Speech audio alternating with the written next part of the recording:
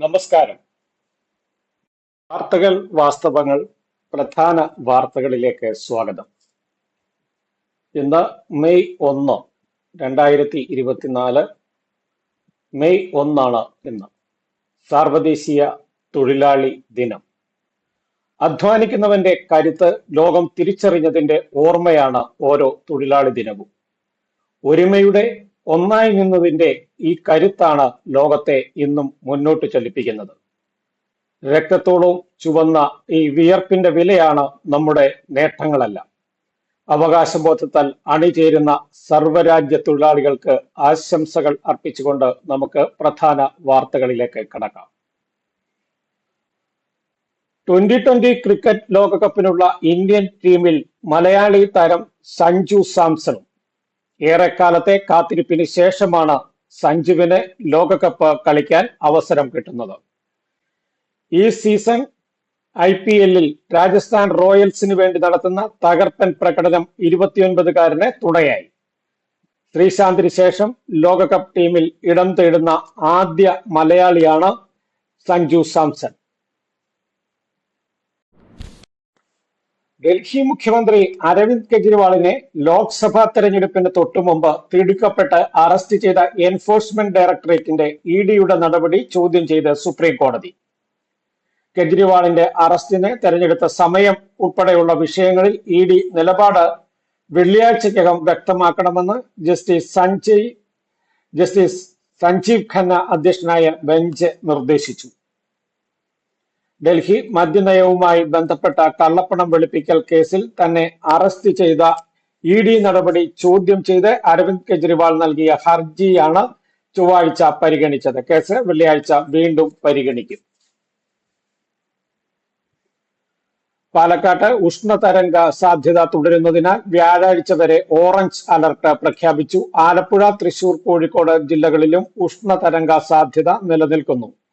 പാലക്കാട്ട് 41 ഡിഗ്രി വരെയും, തൃശൂരിൽ 40 ഡിഗ്രി വരെയും, കോഴിക്കോട്ട് 39 ഡിഗ്രി വരെയും, ആലപ്പുഴയിൽ 38 ഡിഗ്രി വരെയും താപനില ഉയരാനാണ് സാധ്യത. അതേസമയം ശനിയാഴ്ച വരെ സംസ്ഥാനത്ത് ഒറ്റപ്പെട്ട സ്ഥലങ്ങളിൽ ഇടിമിന്നലോടെ മഴയ്ക്കും സാധ്യതയുണ്ട്. തിങ്കളാഴ്ച തെക്കൻ കേരളത്തിലും മധ്യ കേരളത്തിലും വിവിധ പ്രദേശങ്ങളിൽ വേനൽ മഴ ലഭിച്ചു. ലോഡ് ഷെഡിംഗ് വേണമെന്ന് ആവശ്യപ്പെട്ടിട്ടില്ലെന്നും വൈദ്യുതി ഉപയോഗം നിയന്ത്രിച്ചില്ലെങ്കിൽ പ്രതിസന്ധി രൂക്ഷമാകുമെന്നും KSEB. ഉഷ്ണതരംഗം സ്ഥിരീകരിച്ചതോടെ ഉപയോഗം മുൻ വർഷങ്ങളെക്കാൾ കൂടിയതാണ് പ്രതിസന്ധിക്ക് കാരണം. പാർട്ടിയെയും വ്യക്തിപരമായി തന്നെയും കരിവാരി തേക്കാൻ കള്ളപ്രചാരവേല നടത്തിയ BJP നേതാവ് Shobha Surendran, KPCC president K Sudhakaran, Della Nandakumar എന്നിവർക്കെതിരെ CPIM കേന്ദ്ര കമ്മിറ്റി അംഗം EP ജയരാജൻ വക്കീൽ നോട്ടീസ് അയച്ചു. ആരോപണങ്ങൾ പിൻവലിച്ച് ഉടൻ മാധ്യമങ്ങളിലൂടെ മാപ്പ് പറയണം, അല്ലെങ്കിൽ സിവിൽ ക്രിമിനൽ നടപടികൾക്ക് വിധേയരാകണമെന്നും 2 കോടി രൂപ നഷ്ടപരിഹാരം നൽകണമെന്നും ആവശ്യപ്പെട്ടാണ് അഡ്വക്കേറ്റ് M രാജഗോപാലൻ നായർ മുഖേന നോട്ടീസ് അയച്ചത്. മണിപ്പൂരിൽ വർഗീയ കലാപത്തിനിടെ 2 കുക്കി സ്ത്രീകളെ നഗ്നരാക്കി നടത്തുകയും കൂട്ടബലാത്സംഗത്തിന് ഇരയാക്കുകയും ചെയ്ത സംഭവത്തിൽ പോലീസ് കുറ്റക്കാർക്ക് കൂട്ടുനിന്നതായി CBIയുടെ കുറ്റപത്രം. നഗ്നരാക്കി നടത്തപ്പെട്ട സ്ത്രീകളും ഒപ്പമുണ്ടായിരുന്ന പുരുഷനും ആക്രമണികളിൽ നിന്ന് രക്ഷപ്പെടാൻ പോലീസ് വാഹനത്തിൽ അഭയം തേടി രക്ഷപ്പെടുത്താൻ അഭ്യർത്ഥിച്ചെങ്കിലും വണ്ടി എടുക്കാൻ താക്കോൽ ഇല്ലെന്നായിരുന്നു മറുപടി. BJP സർക്കാരിന്റെ കെടുകാര്യസ്ഥത വെളിപ്പെടുത്തുന്ന റിപ്പോർട്ടാണ് പുറത്തു വന്നത്. പ്രായപൂർത്തിയാകാത്ത ഒരാളടക്കം 6 പേരെയാണ് കുറ്റപത്രത്തിൽ പ്രതി ചേർത്തത്. കൂട്ട ബലാത്സംഗം, കൊലപാതകം, ക്രിമിനൽ ഗൂഢാലോചന, സ്ത്രീകളുടെ അന്തസ്സിനെ കളങ്കപ്പെടുത്തൽ എന്നീ കുറ്റങ്ങളാണ് ചുമത്തിയിട്ടുള്ളത്. ഗുവാഹത്തിയിലെ പ്രത്യേക കോടതിയിലാണ് CBI മണിപ്പൂർ പോലീസിന്റെ വീഴ്ച വിശദീകരിച്ചുള്ള കുറ്റപത്രം ഫയൽ ചെയ്തത്. നവകേരള ബസ് ഗരുഡ പ്രീമിയം എന്ന പേരിൽ ഞായറാഴ്ച മുതൽ കോഴിക്കോട് ബംഗളൂരു റൂട്ടിൽ സർവീസ് ആരംഭിക്കും. ആധുനിക സൗകര്യങ്ങളോടെയുള്ള ബസ്സിൽ 26 പുഷ് ബാക്ക് സീറ്റുകൾ ഉണ്ടാകും. പടി ചവിട്ടി ബസ്സിൽ കയറാൻ കഴിയാത്ത ഭിന്നശേഷിക്കാർക്കും മുതിർന്നവർക്കും മുമ്പുണ്ടായിരുന്ന ഹൈഡ്രോളിക് ലിഫ്റ്റ് നിലനിർത്തിയിട്ടുണ്ട്. ശുചിമുറി, wash basin, TV, music system എന്നിവയുമുണ്ട്. ലഘുപാനീയവും ലഘുഭക്ഷണവും ബസിൽ ലഭ്യമാണ്. പുലർച്ചെ 4-ന് കോഴിക്കോട്ട് നിന്ന് പുറപ്പെട്ട കൽപ്പറ്റ, സുൽത്താൻ ബത്തേരി, ഗുണ്ടൽപേട്ട്, മൈസൂരു, മാണ്ഡ്യ വഴി 11:35-ന് ബംഗളൂരുവിൽ എത്തും. പകൽ 2:30-ന് ബംഗളൂരുവിൽ നിന്ന് പുറപ്പെട്ട് രാത്രി 10:05-ന് കോഴിക്കോട് തിരിച്ചെത്തും. ഓൺലൈൻ റിസർവേഷൻ സൗകര്യം ഉണ്ടായിരിക്കും. മാർച്ചിൽ നടന്ന SSLC, +2 പരീക്ഷകളുടെ ഫലം മെയ് 8-9 തീയതികളിൽ പ്രസിദ്ധീകരിക്കും. കഴിഞ്ഞ വർഷം SSLC ഫലം മെയ് 19-നും ഹയർ സെക്കൻഡറി ഫലം 25-നുമാണ് പ്രഖ്യാപിച്ചത്. കൃത്യമായ ആസൂത്രണത്തിന്റെയും നിർവഹണത്തിന്റെയും ഫലമായാണ് ഇത്തവണ ഫലം നേരത്തെ പ്രഖ്യാപിക്കുന്നതെന്ന് പത്രസമ്മേളനത്തിൽ മന്ത്രി വിശദീകരിച്ചു.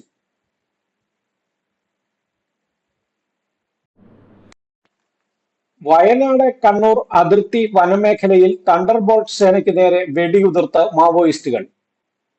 ചൊവ്വാഴ്ച രാവിലെ 10-ഓടെ തേൻകുന്ന് വനത്തിലായിരുന്നു വെടിവയ്പ്. കണ്ണൂർ ജില്ലയിലെ പാൽച്ചുരത്തോടെ ചേർന്ന ഭാഗമാണിത്.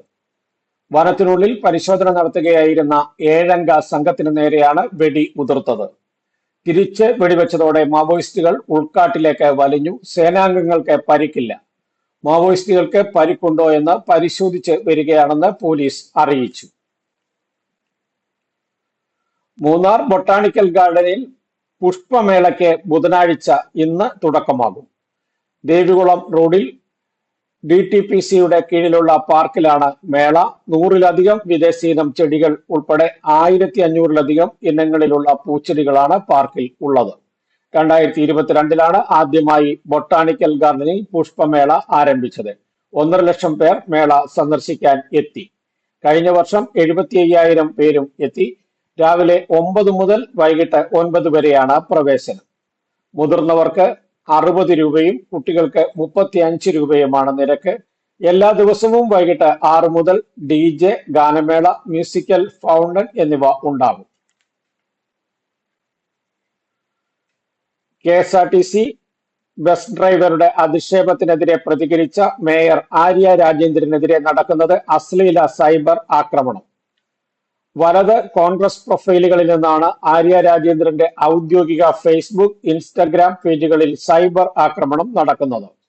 മേയറും സഹോദരനുമായി നിൽക്കുന്ന ചിത്രത്തിന് താഴെയടക്കം ശനിയാഴ്ച മുതൽ അശ്ലീല കമന്റുകൾ നിറയുകയാണ്.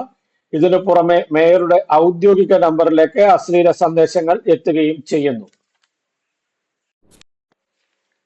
കടുത്ത വേനലിൽ സംസ്ഥാനത്തെ പാലുൽപാദനം കുത്തനെ ഇടിഞ്ഞു. മിൽമ സംഭരിക്കുന്ന പാലിൽ ഏപ്രിലിൽ പ്രതിദിനം 6.5 ലക്ഷം ലിറ്ററിന്റെ കുറവുണ്ടായി. 20% കുറവ്. സംസ്ഥാനത്ത് ഇപ്പോൾ ദിവസം 11 ലക്ഷം ലിറ്റർ പാലാണ് മിൽമ സംഭരിക്കുന്നത്. 17.5 ലക്ഷം ലിറ്ററാണ് പ്രതിദിനം വിൽപ്പന. ഇതര സംസ്ഥാനങ്ങളിൽ നിന്ന് 6.5 ലക്ഷം ലിറ്റർ പാൽ വാങ്ങിയാണ് കുറവ് നികത്തുന്നത്.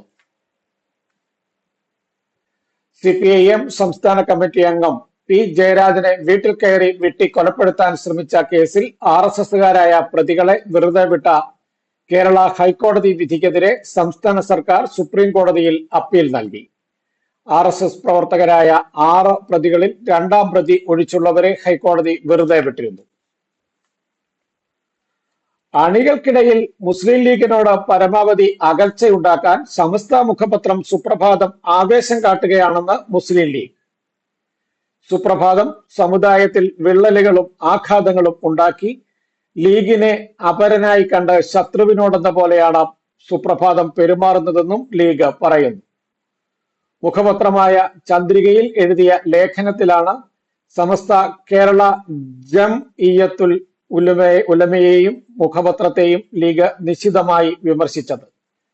സമസ്ത മുഖപത്രം സമുദായത്തിന്റെ ശത്രുവെന്നാണ് ആക്ഷേപം.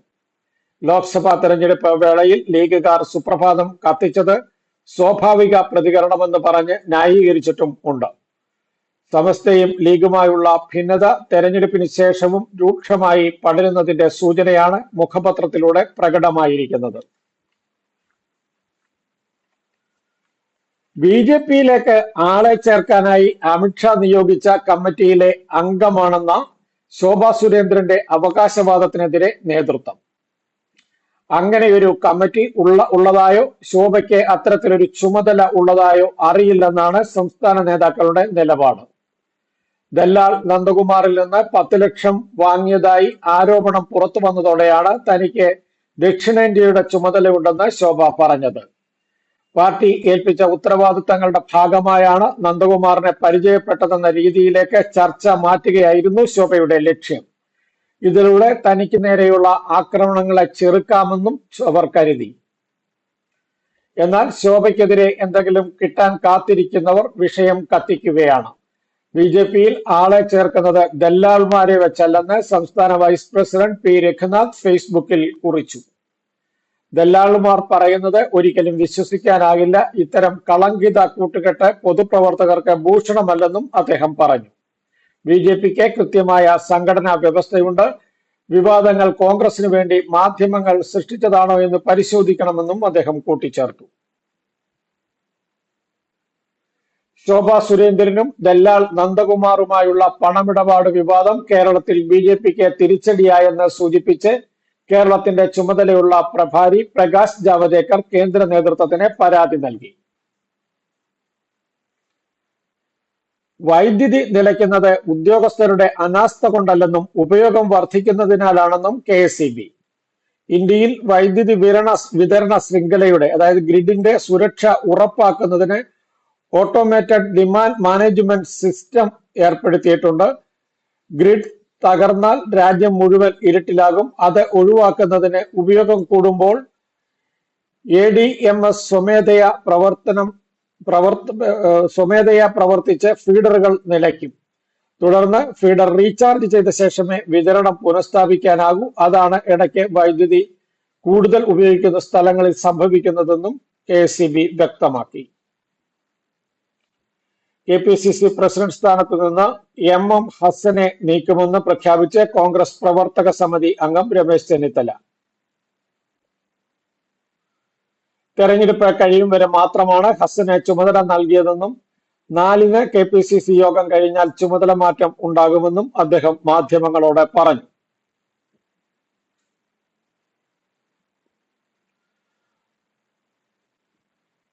തെരഞ്ഞെടുപ്പ് വരെ AICC നൽകിയ ചുമതല MM ഹസൻ ഒഴിയണമെന്നും KPCC പ്രസിഡന്റ് സ്ഥാനം ഏറ്റെടുക്കുകയാണെന്നും നേതൃത്വത്തെ അറിയിച്ച് K സുധാകരൻ.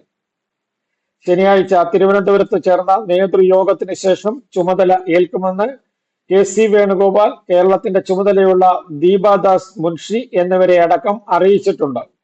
ഇതോടെ സുധാകരനെ കണ്ണൂരിൽ തന്നെ തളച്ചിടാനുള്ള പ്രതിപക്ഷ നേതാവ് VD സതീശൻ അടക്കമുള്ളവരുടെ നീക്കം പൊളിഞ്ഞു. അതേസമയം തെരഞ്ഞെടുപ്പ് കഴിഞ്ഞുള്ള പുനഃസംഘടനയിൽ സുധാകരൻ ഉൾപ്പെടെ തെറിക്കുമെന്ന വിശ്വാസത്തിലാണ് മറുപക്ഷം. പകൽ 12 മുതൽ 3 മണി വരെ തൊഴിലാളികൾ വെയിലത്ത് പണിയെടുക്കുന്നത് കണ്ടെത്തിയാൽ തൊഴിലുടമയ്ക്ക് എതിരെ കർശന നടപടി സ്വീകരിക്കുമെന്ന് മന്ത്രി V ശിവൻകുട്ടി. സംസ്ഥാനത്ത് ഉഷ്ണതരംഗ സാധ്യത നിലനിൽക്കുന്നതിനാൽ വെയിലത്ത് ജോലി ചെയ്യുന്ന തൊഴിലാളികളുടെ ജോലി സമയ ക്രമീകരണം മെയ് 15 വരെ നീട്ടി.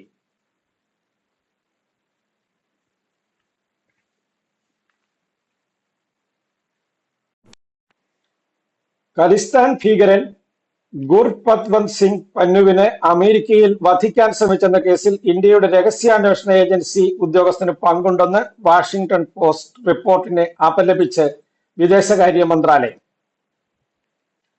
ഗൗരവതരമായ വിഷയത്തിൽ അനാവശ്യവും മതിയായ തെളിവുകൾ ഇല്ലാത്തതുമായ റിപ്പോർട്ടാണ് പ്രസിദ്ധീകരിച്ചതെന്ന് വിദേശ മന്ത്രാലയം വക്താവ് രൺധീർ ജയ്സ്വാൾ പറഞ്ഞു. റോ ഉദ്യോഗസ്ഥൻ വിക്രം യാദവിന് പന്നു വധശ്രമത്തിൽ പങ്കുണ്ടെന്നായിരുന്നു റിപ്പോർട്ട്. ലോക്സഭാ തെരഞ്ഞെടുപ്പിൽ വിവിധ സംസ്ഥാനങ്ങളിൽ തിരിച്ചടി ഭയക്കുന്ന BJP ജനാധിപത്യ വിരുദ്ധമായ മാർഗങ്ങളിലൂടെ അട്ടിമറിക്ക് ശ്രമിക്കുന്നു. ഗുജറാത്തിലെ സൂററ്റിലും മധ്യപ്രദേശിലെ ഇൻഡോറിലും കോൺഗ്രസ് സ്ഥാനാർത്ഥികളെ ഇല്ലാതാക്കിയത് ഇതിന്റെ ഭാഗം. പൊതുതെരഞ്ഞെടുപ്പിന്റെ ചരിത്രത്തിൽ കേട്ടുകേൾവിയില്ലാത്ത വിധത്തിലാണ് സൂററ്റിൽ BJP സ്ഥാനാർത്ഥി എതിരില്ലാതെ തെരഞ്ഞെടുക്കപ്പെട്ടത്. ഇൻഡോറിലും വോട്ടെടുപ്പ് അപ്രസക്തമായ നിലയാണ് നിലവിലുള്ളത്. മുമ്പ് വൻതോതിൽ പണമൊഴുക്കിയും സമ്മർദ്ദവും ഭീഷണി വഴിയും ജനപ്രതിനിധികളെ കൂറുമാറ്റി അധികാരം ഉറപ്പിച്ചിരുന്ന BJP ഇപ്പോൾ എതിർ പാർട്ടികളിലെ സ്ഥാനാർത്ഥികളെ തന്നെ പിൻവലിപ്പിക്കുകയാണ്. സൂററ്റിൽ കോൺഗ്രസ് സ്ഥാനാർത്ഥി നിലേഷ് കുംഭാനിയുടെയും ഡെമ്മിയുടെയും പത്രിക തള്ളിയത് നിർദ്ദേശകരുടെ ഒപ്പുകൾ വ്യാജമാണെന്ന് കണ്ടെത്തിയാണ്. ഇതിന് പിന്നിൽ കുംഭാനിയും BJPയും ചേർന്ന് നടത്തിയ കള്ളക്കളിയാണെന്ന് വ്യക്തമായിട്ടുണ്ട്. സ്വതന്ത്രരുടെയും പത്രിക പിൻവലിച്ചതോടെ BJP വോട്ടെടുപ്പിന് മുമ്പേ ജയിച്ചു. രജപുത്ര സമുദായത്തിന്റെ രോക്ഷത്തിനു പുറമെ സ്ഥാനാർത്ഥികൾക്കെതിരെ അണികളിൽ നിന്ന് ഉയരുന്ന പ്രതിഷേധവും ഗുജറാത്തിൽ BJPയെ വെട്ടിലാക്കിയിരുന്നു. ഇതെല്ലാം മറച്ചുവെക്കാൻ സൂററ്റിലെ വിജയം BJP ആഘോഷിക്കുകയാണ്. ഇൻഡോറിൽ കോൺഗ്രസ് സ്ഥാനാർത്ഥിയായ അക്ഷയ് കാന്തി ബമ്മിനെ ഭീഷണിപ്പെടുത്തിയാണ് മത്സരത്തിൽ നിന്ന് പിന്തിരിപ്പിച്ചതെന്ന് ആക്ഷേപം ഉയർന്നിട്ടുണ്ട്. അക്ഷയ് പ്രതിയായ ഭൂമി തർക്ക കേസിൽ അദ്ദേഹം പത്രിക നൽകിയ ദിവസം വധക്കുറ്റം പുതുതായി ചേർത്തു. അക്ഷയ് നടത്തുന്ന സ്വകാര്യ കോളേജുകൾക്കെതിരെ അന്വേഷണം ആരംഭിച്ചു. കഴിഞ്ഞ ഞായറാഴ്ച രാത്രി മുഴുവൻ അക്ഷയിനെ ഭീഷണിപ്പെടുത്തുകയും പീഡിപ്പിക്കുകയും ചെയ്തുവെന്ന് PCC പ്രസിഡന്റ് ജിതു പട്വാരി ആരോപിക്കുന്നു. തിങ്കളാഴ്ച രാവിലെ BJP MLA രമേശ് മണ്ഡോലയാണ് അക്ഷയിനെ പത്രിക പിൻവലിക്കാനായി വരണാധികാരിയുടെ ഓഫീസിലേക്ക് കൂട്ടിക്കൊണ്ടുവന്നത്. ഇതൊന്നും പ്രതിരോധിക്കാൻ കോൺഗ്രസ് നേതൃത്വത്തിന് കഴിയുന്നില്ല. ദിശാബോധമോ രാഷ്ട്രീയ ഇച്ഛാശക്തിയോ ഇല്ലാതെ ഹൈക്കമാൻഡ് നീങ്ങുന്നതാണ് കോൺഗ്രസിനെ ബാധിച്ചിരിക്കുന്ന പ്രതിസന്ധി.